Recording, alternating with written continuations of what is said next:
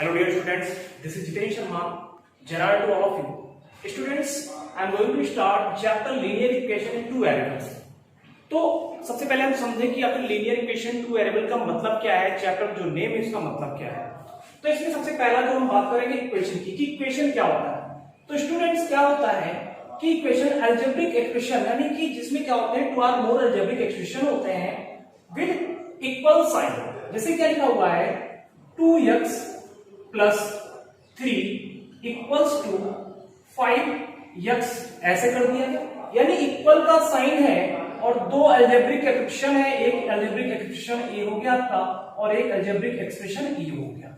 Algebraic expression क्या होता है कि जिसमें कांस्टेंट और वेरिएबल पाए जाते हैं उसे हम अलजेब्रिक एक्सप्रेशन कहते हैं। और इक्वेशन क्या होता है कि दो या दो से अधिक ऐसे अलजेब्रिक एक्सप्रेशन का कॉम्बिनेशन जिसमें इक्वल साइन पाया जाता है, इसे हम इक्वेशन कहते हैं।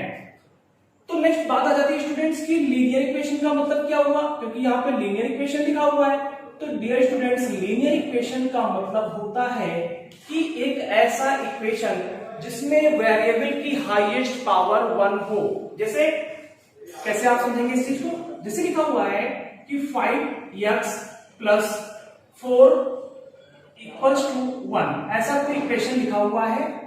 अब आप यहाँ पे क्या देख रहे हैं, यहाँ पे जो वेरिएबल है, क्योंकि हम लीनियर इक्वेशन जो हाईएस्ट पावर की बात करते हैं उसकी इसकी पावर वेरिएबल की पावर। तो वेरिएबल यानी कि जो 5x है इसमें जो वेरिएबल x है इसकी हाईएस्ट पावर कितनी है, 1 है। तो जब भी कभी हाईएस्ट पावर किसी इक्वेशन में यानी कि उसके वेरिएबल की हाईएस्ट पावर अगर 1 होती है तो उसे लीनियर इक्वेशन कहा जाता है। जैसे अगर आपसे पूछा जाए कि लिखा हुआ है 2x square plus 3 equals to 5x, ऐसे अगर कुछ लिखा हुआ है तो क्या ये लीनियर इक्वेशन है? तो आप कहेंगे सर ये लीनियर इक्वेशन नहीं है। क्यों? क्योंकि इस इक्वेशन की हाईएस्ट पावर जो वेरिएबल की है वो क्या है, 2 है। ये क्वाड्रेटिक इक्वेशन है स्टूडेंट्स, ना कि लीनियर इक्वेशन है। इस वजह से आप इसको ऐसे बता पाएंगे। तो ये तो बात रही कि लीनियर इक्वेशन की। लीनियर इक्वेशन क्या होती है, यानी कि एन इक्वेशन यानी कि एक ऐसा इक्वेशन जिसमें क्या है कि उसमें वेरिएबल की हाईएस्ट पावर क्या है, 1 है, वो लीनियर इक्वेशन होता है। तो इस वजह से इस इक्वेशन को आप लीनियर इक्वेशन कहेंगे, जबकि ये लीनियर इक्वेशन नहीं है। नेक्स्ट बात आ जाती है कि लीनियर इक्वेशन इन 2 वेरिएबल यहाँ पे लिखा हुआ है, तो इससे पता चलता है क्या 1 वेरिएबल का लीनियर इक्वेशन। यस, आप लोगों ने प्रीवियस क्लासेस में पढ़े हुए हैं कि लीनियर इक्वेशन 1 वेरिएबल कैसे होता है। तो स्टूडेंट्स, लीनियर इक्वेशन अगर 1 वेरिएबल की बात आती है तो जैसे ये इक्वेशन जो लिखा हुआ है स्टूडेंट्स, ये क्या है, ये equation linear equation in 1 variable equation है। कैसे?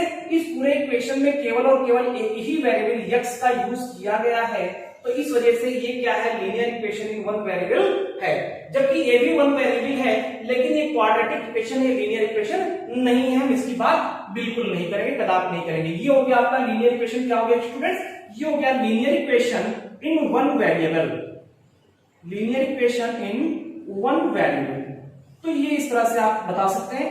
अब बात चैप्टर 2 वेरिएबल की पढ़ रहे हैं, यानी कि चैप्टर 2 वेरिएबल है इसमें, तो इसके लिए आप कैसे करेंगे, तो ये हो जाएगा 5x plus 4y equals to 3। अब ये जो इक्वेशन है स्टूडेंट्स, इसमें आप देख पा रहे हैं कि 2 वेरिएबल का यूज किया गया है। एक तो आपका x हो गया और दूसरा वेरिएबल y हो गया, और ये इक्वेशन कैसा हो गया, ये लीनियर इक्वेशन इन 2 वेरिएबल हो गया।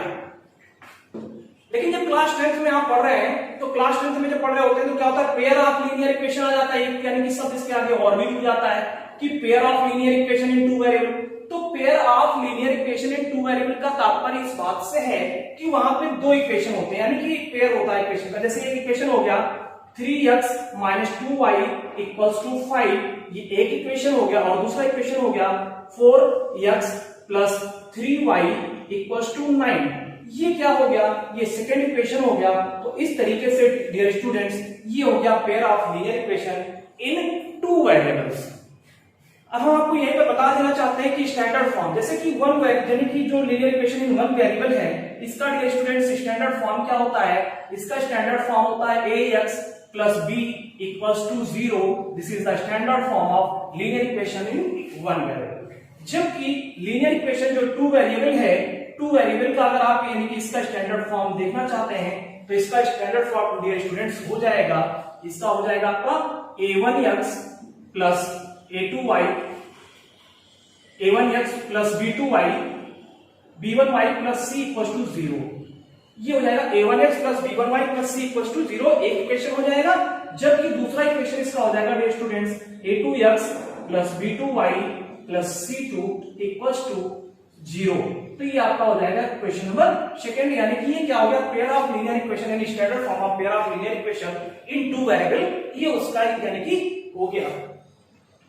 अब स्टूडेंट्स हम बात करेंगे इसका, यानी कि जब ये linear equation pair of two variables हो गया तो अब इसका ग्राफिकल रिप्रेजेंटेशन कैसे करते हैं, यानी किसी भी इक्वेशन का ग्राफिकल रिप्रेजेंटेशन कैसे करते हैं, इसको हम आपको बताते हैं कि कैसे हम ग्राफिकल रिप्रेजेंटेशन करेंगे इक्वेशंस का।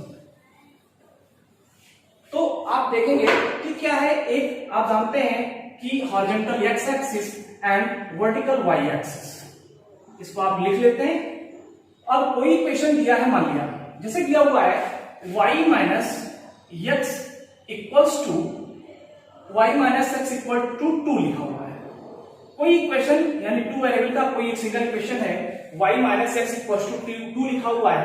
तो अब क्या हो जाएगा, y इक्वल्स टू ये क्या हो जाएगा 2 प्लस एक्स। अब आप क्या करेंगे, यानी कि एक बॉक्स बनाएंगे x और y ब्लॉक के लिए, तो इसमें क्या करेंगे स्टूडेंट्स, इसमें x और एक में y, अलग अलग वैल्यू x के आप पुट करेंगे, y की अलग अलग वैल्यू आपको मिलते जाएंगे।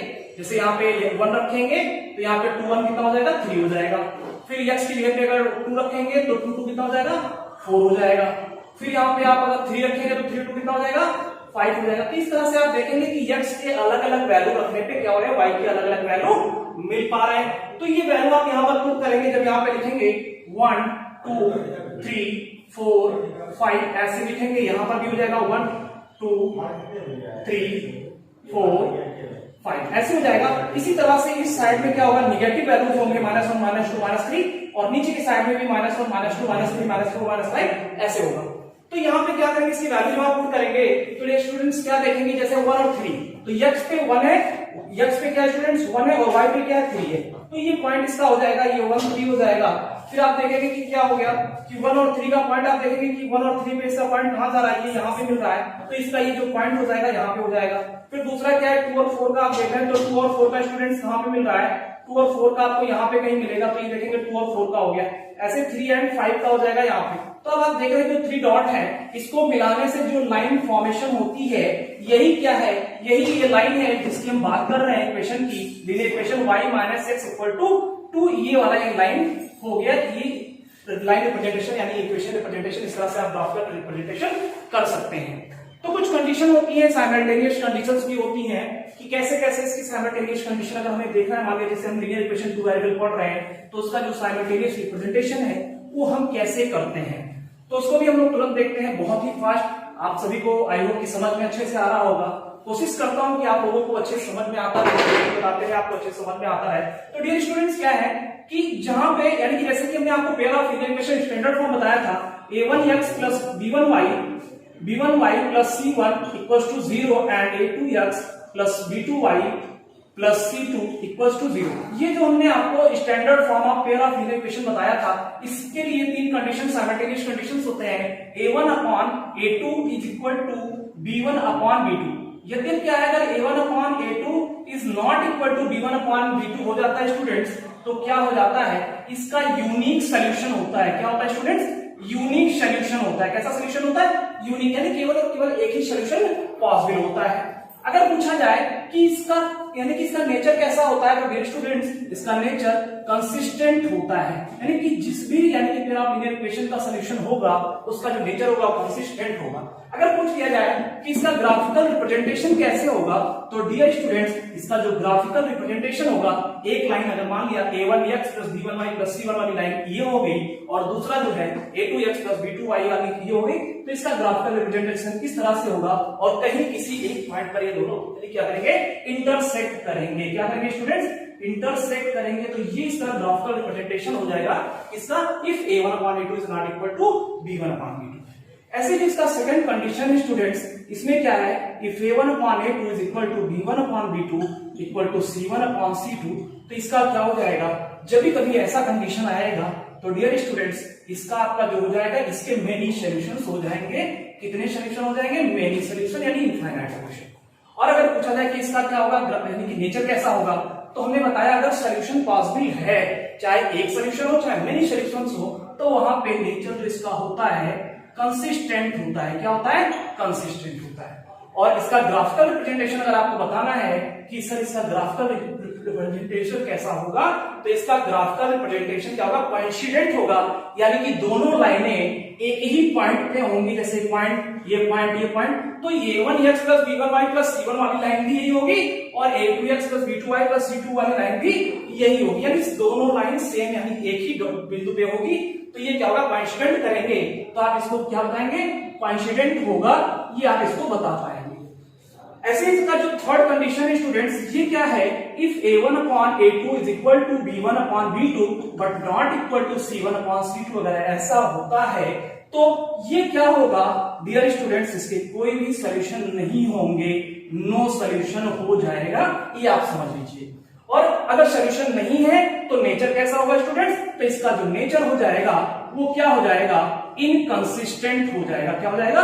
इनकंसिस्टेंट, यानी अगर उसका सॉल्यूशन पॉसिबल नहीं है तो क्या होगा? इनकंसिस्टेंट होगा। और अगर आपसे पूछा जाए कि इसका ग्राफिकल रिप्रेजेंटेशन कैसे होगा, तो स्टूडेंट्स इसका जो ग्राफिकल रिप्रेजेंटेशन होगा ये क्या होगा? ये यानी कि पैरेलल लाइंस होंगी। क्या होंगे? Parallel lines. इसके आप लिख लेंगे कि इसका जो ग्राफिकल रिप्रेजेंटेशन होगा वो पैरेलल होगा, यानी कि a1x अपॉन b1y वाली ये लाइन होगी और a2x plus b2y plus c1 equal to 0 आपकी लाइन ये होगी, यानी दोनों लाइन आपस में क्या होंगी? ग्राफिकल रिप्रेजेंटेशन में पैरेलल होंगी। ये क्या है? इसका साइमल्टेनियस, यानी कि ये नेचर हो गया, यानी कि इन दोनों इक्वेशंस के पेयर ऑफ लीनियर इक्वेशन के, तो आप ऐसे ही कर पाएंगे। मिलते हैं नेक्स्ट वीडियो में आप सभी के साथ, तब तक के लिए इतना रिवीजन करिए और अच्छे से पढ़िए। आई होप कि आप सभी पढ़ेंगे, क्योंकि हम भी मेहनत करें, आप भी मेहनत करेंगे, तभी सफल हो पाएगा। Thanks to watch.